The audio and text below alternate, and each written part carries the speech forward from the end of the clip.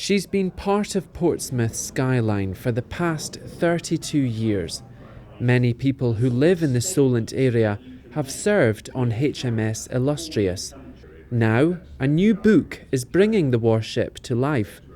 Author Richard Johnston Bryden tells us more. Well, there's basically three things that particularly stand out about Illustrious. One is the length of her service. At 32 years, she was the longest serving carrier in the Royal Navy's history. It was the variety of operations, from the fact that she was rushed into service to go down to the Falklands in the immediate aftermath of the war in 1982, and then her service through from there into the Cold War, where she was a useful anti-submarine carrier as part of the NATO striking force, the Atlantic. Then she went out to the Adriatic in the mid-1990s to help police the no-fly zone over Bosnia. Then she was involved in the pull-out of Hong Kong in 1997, where she provided cover over the horizon. She then rushed around to the Gulf to help police the southern no-fly zone over southern Iraq. And then she was also involved in operations in Afghanistan, following an overnight conversion from a strike carrier into a commando carrier, and then concluded her service in the humanitarian relief role in the wake of a hurricane in the Philippines in 2013.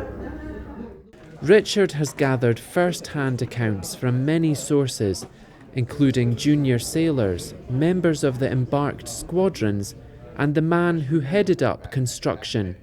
Commanding officers like Sir Jonathan Band have also shared their memories. So what does he think of the book? I think it's fantastic. I mean, I was always hoping that we would get an author to do it. I mean, one can get sort of quite romantic when a famous ship goes, but this one was certainly famous enough to have its own book. And we got the man we've got, who I hope you've spoken to today, and it's a first-rate production. The book has photos from those who served on Illustrious. Dee Dean says this gives a vivid impression of life on board one of the Navy's most important ships of the post-war era.